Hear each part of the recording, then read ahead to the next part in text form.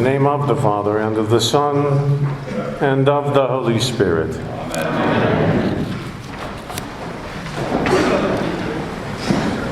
Welcome back, Madre Karen and John Amaya from Zihuatanejo, where they have been on vacation. Take no offense at this sermon. It's annual meeting Sunday. And so we're going to take stock of the year past, and we're going to try and discern and squint into the year ahead. Are you ready for the journey? Yes. All right, I like that. That means that you have your Gore-Tex hiking boots laced up tight, I hope. In a chapter called The Lost Art of Travel, in one of Daniel Borston's books, Borston talks about how very different contemporary travel is from travel through most of human history. Now we travel for amusement, Borston says. You were gone to Zihuatanejo for amusement? Madre Karen, I think? Now we travel for amusement, Borston says, though those of us going to Turkey are going on pilgrimage the 14th of April, and we will be amused, but we're also going with purpose. But Borston is right that the Old English noun travel was originally the same word as travail. And travail, as we all know, means trouble.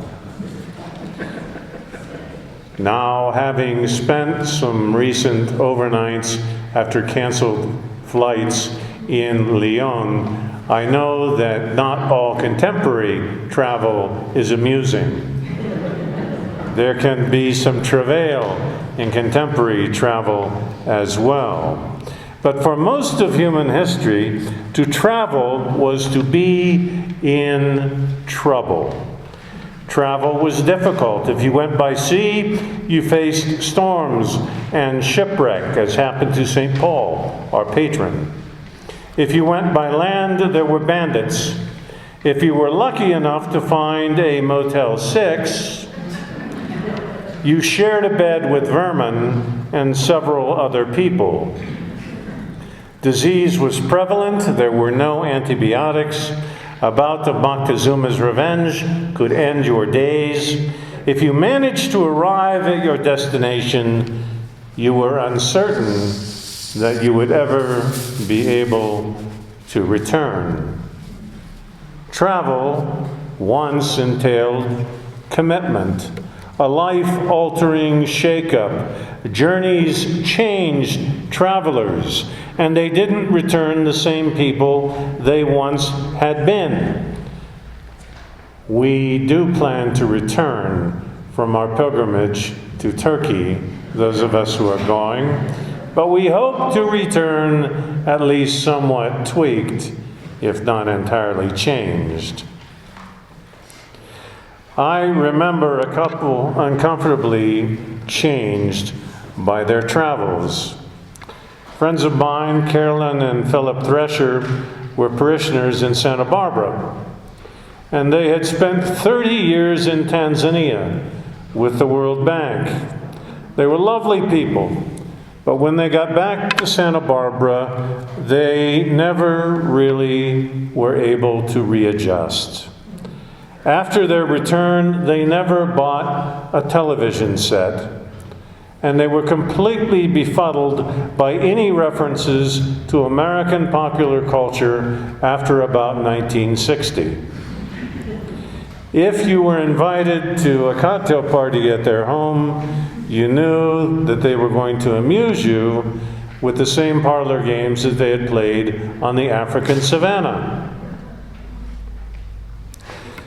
I have been receiving some emails from a couple who have lived some while on the Palestinian side of the Israeli security wall. They have a ringside seat on annexation in the West Bank. It is difficult to read their emails.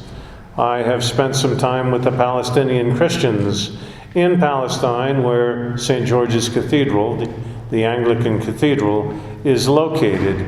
It is certainly a complicated situation. People have asked me why I am going to Turkey and why I am not taking a pilgrimage to the Holy Land, and it is because things are such a mess there, I would hate to have a firm opinion. But I can tell you that the Palestinian Christians are very puzzled by Christians in the U.S.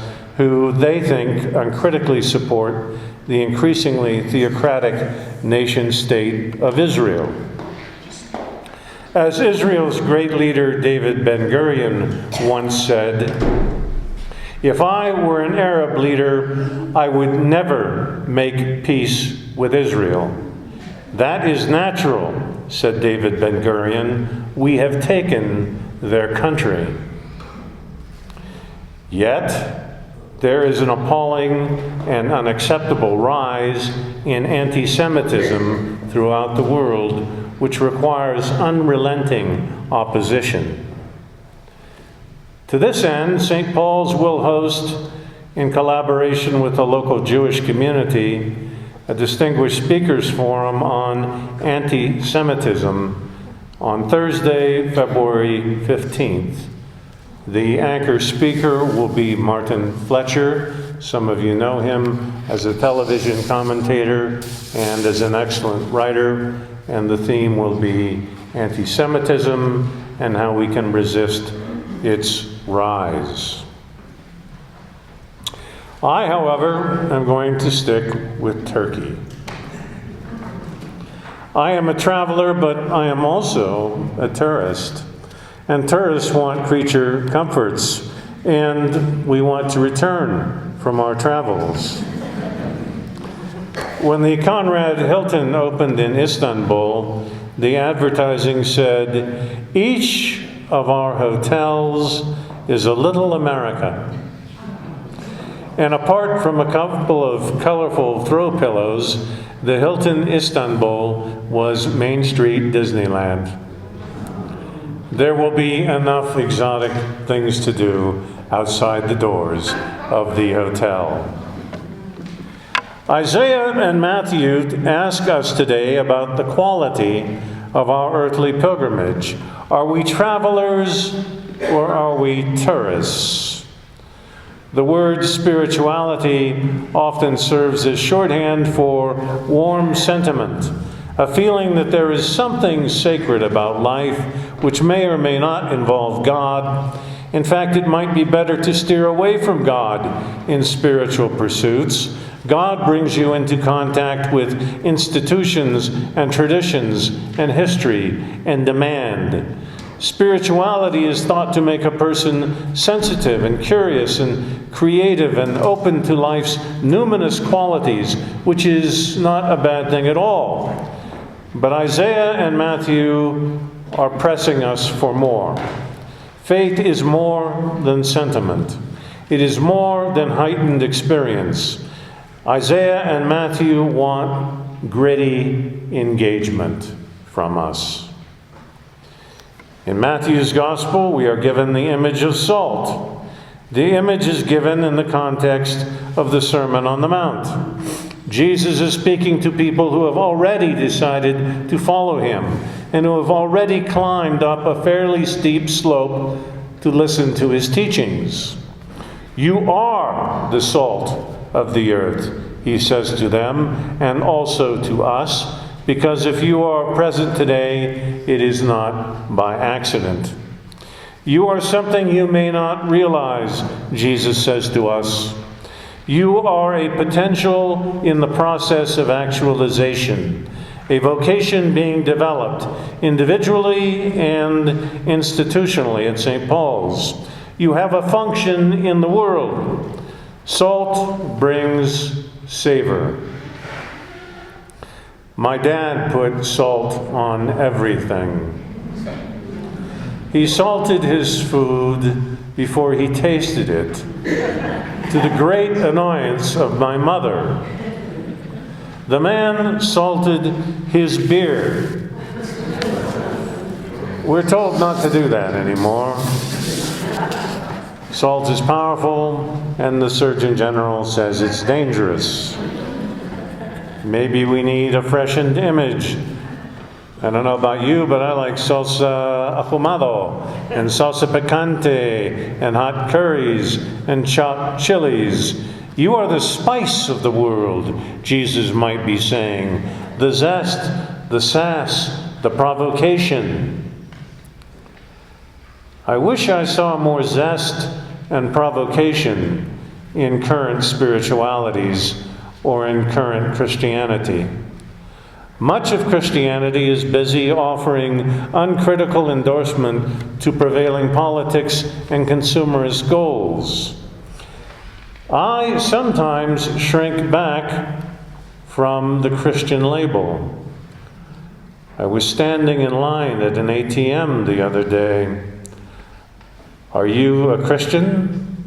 a woman asked me, staring dubiously at my collar.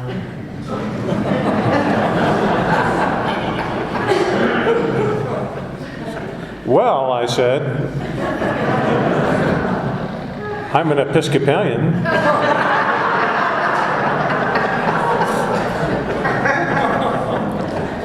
She persisted. "But are you born again?" And I turned into an ecclesiastical snob, and I said, the Greek text actually says, "born from above." But it didn't matter. She was already telling me what I needed to do to become a real Christian like her.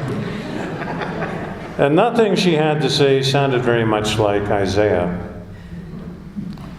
A genuine faith, Isaiah said, requires wrestling with the straitened circumstances of others and making ourselves agents of relief. The Christian scriptures aren't meant to be a photo's guidebook for a pleasant life tour. We are pressed to be salt and salsa. To look at whole swaths of the church, you would think that Jesus had said, "You are the prune juice of the world. You are the sour grapes of the earth." In the 19th century, a fellow named Thomas Brown left the Shaker religious sect, saying to its founder, Mother Ann, "Your gospel seems like a tunnel. The further I travel in, the narrower it gets." A salty gospel opens us to a wide world of challenge. We have enough tourist spirituality, busy with sentiment and self-help and self-satisfaction. That is not really what is needed. There is a place where I came from, in Pasadena, on Orange Grove Boulevard. It is called the Valley Hunt Club. It started out as a hunting club when people in the 19th century would travel from the East Coast during the winter to the West Coast, and they would like to go hunting in the mountains. It is mainly now known for bridge and tennis and a wedding that I will preside next May 6th. It is the institution that started the Rose Parade, which some of you may be familiar with. But once in a while, somebody at the Valley Hunt Club will decide that they need to actually go hunting. And I was asked once to perform a traditional blessing of the hounds. If you have ever watched Downton Abbey, you have seen the blessing of the hounds. And so there I was, standing on a platform above 30 dogs. And I mistook the event for something like St. Francis Day, blessing of the animals. And I committed a faux pas. I left the platform and stepped down and began to pet the hounds. And I was immediately scolded by the hound master who explained that hounds are never petted.